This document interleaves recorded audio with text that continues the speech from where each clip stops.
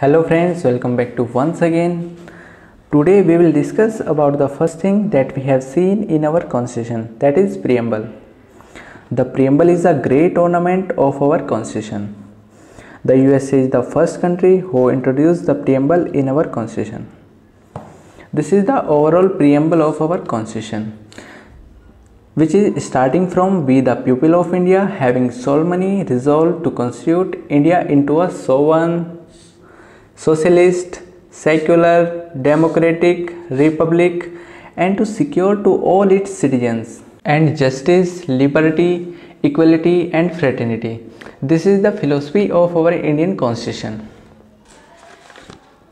अब हम बात करते हैं इसके कुछ क्वेश्चंस के बारे में, major questions, that is what is a preamble. अगर हम बात करें प्रीएम्बल क्या है, तो प्रीएम्बल किसी भी लॉ, किसी भी लेजिस्लेचर का एक इंट्रोडक्टरी स्टेटमेंट है. अब इसमें नेक्स्ट क्वेश्चन आता है हु ड्राफ्टेड द प्रीएम्बल. तो जब हम अपना कॉन्स्टिट्यूशन बना रहे थे तो पंडित जवाहरलाल नेहरू ने कॉन्स्टिट्यूंट असेंबली के सामने एक ड्राफ्ट प्रेजेंट किया था जिसको नाम दिया गया था ऑब्जेक्टिव रिजोल्यूशन के नाम से. इन्होंने 13 दिसंबर 1946 को इसको कॉन्स्टिट्यूंट असेंबली में पेश किया था, जिसको 22 जनवरी 1947 को एक्सेप्ट कर लिया गया था. अब हम बात करते हैं कि जो हमारा प्रीएम्बल है उसमें दिखने वाली जो पहली लाइन है वो है we the people of India. ये इसके सोर्स को डिफाइन करती है. इसका मतलब है कि जो हमारा कॉन्स्टिट्यूशन है ये किसी एक्सटर्नल पावर ने नहीं बनाया है. जो हमारा कॉन्स्टिट्यूशन है वो कॉन्स्टिट्यूंट असेंबली के द्वारा on the behalf of the people, means Bharat के लोगों ने ही बनाया इसको. अब जब से अब तक हमारा संविधान बना है तो प्रीएम्बल में सिर्फ वन टाइम अब तक अमेंडमेंट हुआ है. वो हुआ था 42nd कॉन्स्टिट्यूशनल अमेंडमेंट 1976, जिसको हम मिनी कॉन्स्टिट्यूशन भी बोलते हैं. तो इसमें हमने अपने प्रीएम्बल में 3 नए वर्ड जोड़े थे, सोशलिस्ट, सेक्युलर एंड इंटीग्रिटी. अब हम इसमें जो 5 नए वर्ड है sovereign, democratic, secular, socialist, Republic, ये इसके नेचर को डिफाइन करते हैं.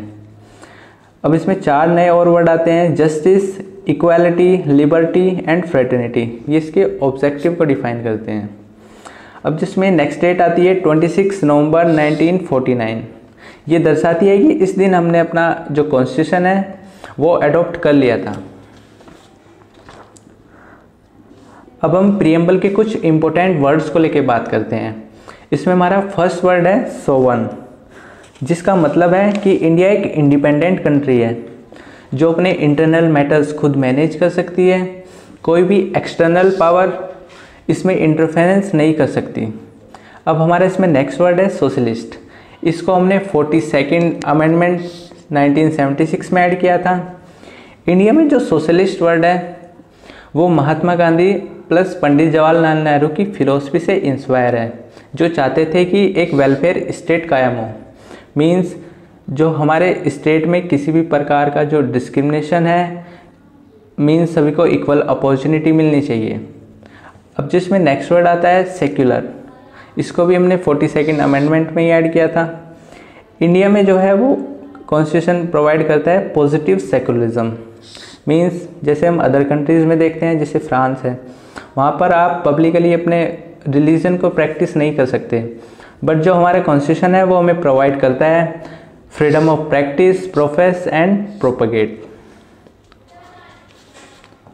अब इसमें फोर्थ इम्पोर्टेंट जो वर्ड आता है वो है डेमोक्रेसी. डेमोक्रेसी वर्ड 2 वर्ड से मिलकर बना है. Demo means people, cracy means rule of the people. जो हमारा इंडियन कॉन्स्टिट्यूशन कहता है कि जो हमारी गवर्नमेंट बनेगी वो बनेगी by the will of the power, means लोगों की इच्छा के द्वारा. अब जो डेमोक्रेसी होती है वो 2 टाइप्स की होती है, डायरेक्ट और इनडायरेक्ट टाइप की डेमोक्रेसी. इंडिया में जो है वो इनडायरेक्ट टाइप की डेमोक्रेसी है, जिसको आप रिप्रेजेंटेटिव फॉर्म ऑफ गवर्नमेंट भी बोलते हैं. इसमें हमारा नेक्स्ट पॉइंट आता है रिपब्लिक. इंडिया में जो रियल हेड होता है वो पीएम होता है और नॉमिनल हेड जो होता है वो होता है प्रेसिडेंट. ये दोनों ही इलेक्टेड हेड होते हैं, not nominated by hereditary. Means राजा का जो बेटा है वो राजा नहीं होगा, ऐसा इंडिया में नहीं है। अब हमारे इसमें नेक्स्ट इम्पोर्टेंट वर्ड आता है जस्टिस। जस्टिस बात करता है social, economic, political equal treatment for all citizens. Means यहाँ के जो सिटीजन्स हैं उनको सामाजिक, आर्थिक और राजनीतिक में भी समान अवसर मिलने चाहिए। इक्वल पॉलिटिकल राइट्स, ये पॉलिटिकल राइट्स की बात करता है। जिसमें नेक्स्ट वर्ड आता है वो आता है लिबर्टी। लिबर्टी कहता है thoughts, expression, belief, faith and worship but with some limitation. जो इसमें नेक्स्ट वर्ड आता है वो आता है इक्वालिटी, जो बात करता है no discrimination in any grounds, civil, political, economic and many more, जैसे religion and caste base. Next word आता है फ्रेटर्निटी, जो बात करता है ब्रदरहुड के बारे में। Dignity of brotherhood, unity and integrity of nation. जो इसमें इंटीग्रिटी वर्ड था ये हमने 42nd कॉन्स्टिट्यूशनल अमेंडमेंट के थ्रू ऐड किया था। अब हम इसमें बात करते हैं दो और नए इंपॉर्टेंट क्वेश्चंस के बारे में। फर्स्ट क्वेश्चन है is preamble a part of the constitution, can it be amended.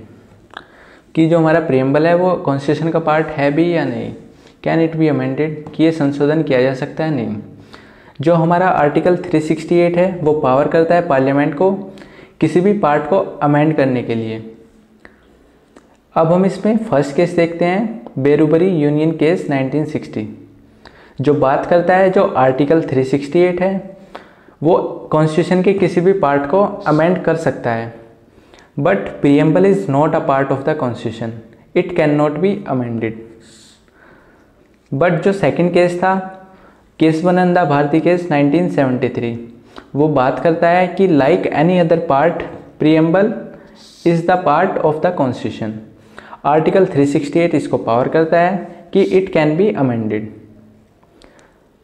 So friends, जो हमने केस फर्स्ट और केस सेकंड में जो डिफरेंस देखा है, जो केस सेकंड है वो कहता है कि preamble is a part of the constitution, but जो केस फर्स्ट है वो कहता है कि preamble is not a part of the constitution. जो फर्स्ट केस था उसमें एक चीज़ मिस की गई थी कि जैसे हमने और अदर्स लॉ लाए गए हैं उसी तरीके से हमने प्रियम्बल को भी इसमें मतलब इंट्रोड्यूस किया अपने कॉन्स्टिट्यूशन में, और इट कैन बी अमेंडेड जो आर्टिकल 368 पावर करता है, but without harm the basic structure of the constitution. तो फ्रेंड्स, इस तरह हमने अपना प्रियम्बल पे जो वीडियो है इसको कंप्लीट कर लिया है। अगर ये वीडियो आपको अच्छा लगा है तो इसको लाइक कीजिए, अपने फ्रेंड्स के साथ शेयर कीजिए। Thanks for watching the video.